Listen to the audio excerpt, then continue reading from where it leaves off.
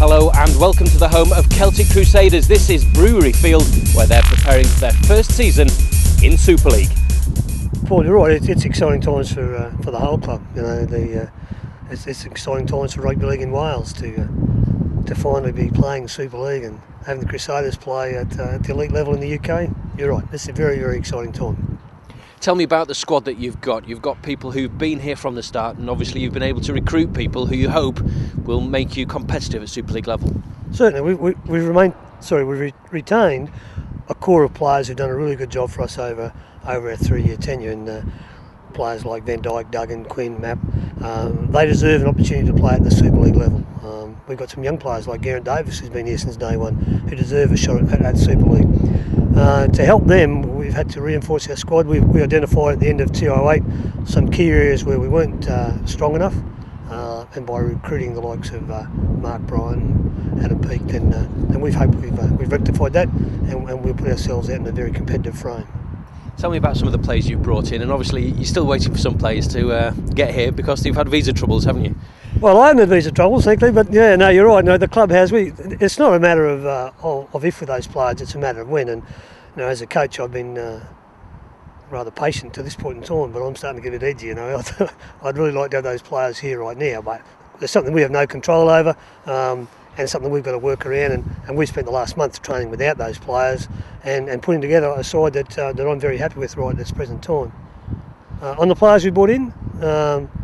We strengthened our front row. As I said, we talked about Adam Peake coming in, Mark Bryan, Ryan O'Hara and Jason Chan. So there's 4 guys who will play potentially in the front row for us in that area. So our engine room should be big and strong. You had combined that with Jordan James and David Tangatoa and Ben Flower. We think we're pretty good there. We've also had to bring in some footy nous, if you like, and Lincoln Withers is a key part of that, and aligned is Matty Smith. So we've got some big guys up front, then you need some little blokes to help them around the park, and that belongs to the Lincoln Withers and Matty Smith sort of category. And then because we're only a small squad and we need some versatility, and that's the signing of people like Marshall Chalk and Peter Lupton, who can play anywhere, you know, from in the backs really, and then still play in the back row as well. So yeah, they're great acquisitions for us.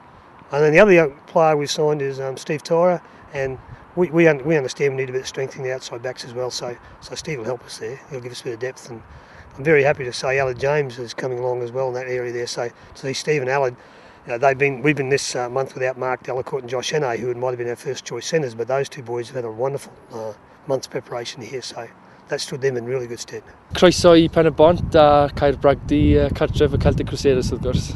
And that means?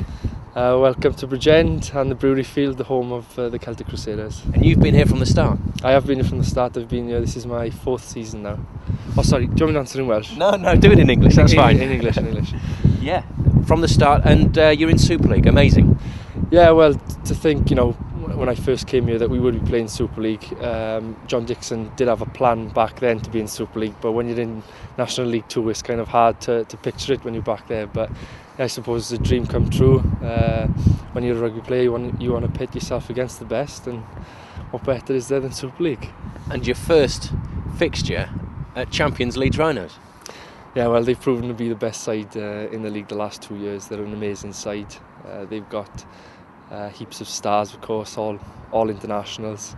But like I said, you know, you want to pit yourself against the best, and you know, to play against players like Jimmy Peacock and players like that for myself in the front row, you can't get any better. Has it been a case of swimming against the tide, being a Welshman playing rugby league? Or it kind of has been, because you know, we've got no experience at all of rugby league in Wales. But you know, with the input we've had of Australians, they've helped us out massively, especially the experienced players. They've helped us Welsh kids come a long way, and you know, the coaches John and Anthony and Thibaut have done a brilliant job with us, and you know, they've brought us so we can play the standard of Super League. Obviously a new club. John Dixon is an Australian, and I've known him before, and brother-in-law works here as the football manager, and I like across the different side of the world, so looking forward to it. It's a heck of a challenge for everyone here, isn't it?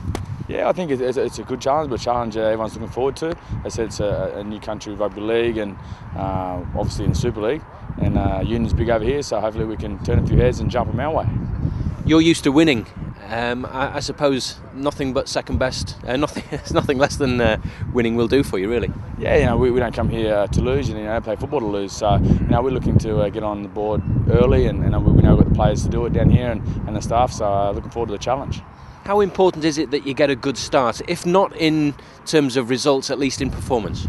Yeah, for sure. That's what we're looking for. It'll be a building block here. Obviously, we're a new team, a new bunch of blokes, new coach. Everyone's getting to know each other. But I think, we've had a good pre-season. A little bit disrupted with the players still in Australia with the visa problems. But I think a long season. So as long as we improve through the season, that's what we're looking for. John, how do you think Crusaders will do this season in Super League, and how do you think they'll do over the next 3 seasons? Well, it's a massive job in front of them, obviously, and we know on past record on how the other sides have fared in their first season. So it is a big step, but great job getting here. But now the hard work starts. So yes, it's going to be tough. They're under no illusion of that. What we need, obviously, is some good results, so that the crowd and the public get behind them.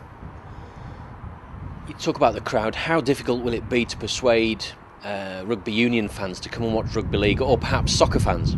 Well, rugby league is being played in Wales, and certainly Sky gives people the open door to watch it on TV. And there's quite a lot of people in Wales that watch it and like good exciting rugby. So that's by the by. I think being the only side in Wales, I think they can call upon a big Welsh public. It's an amazing story here. What's actually already been achieved, just getting them to Super League. Most people thought never. I mean, to have done it so quickly.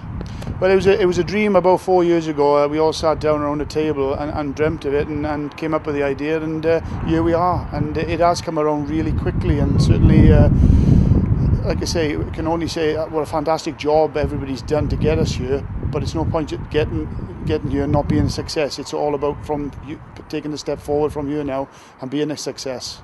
It's been the off-field organisation and everything put in place that's got them to Super League, but they had to show that they were competitive and could put out a competitive team, and they've got the core of that showed that over the last season or 2, and now they've recruited.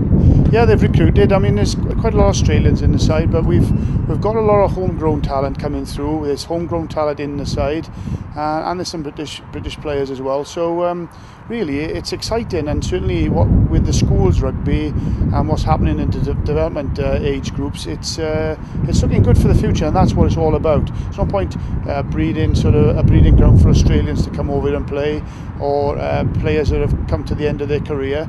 This side wants to be successful. And how much does the success of rugby league in Wales rest on the shoulders of the Crusaders? Well, we've tried a few times unsuccessfully in the past, and I suppose it's really the last chance. I suppose you can't have it any better than it is. Fantastic facilities, coaches, the squad, the backers, everything, and everyone else behind us wishing us all the best. So, a baptism of fire for Celtic Crusaders. The first game of their Super League lives is the first game of the new Super League season away at champions Leeds Rhinos. And the first game here at Brewery Field is against Hull FC on February the 21st.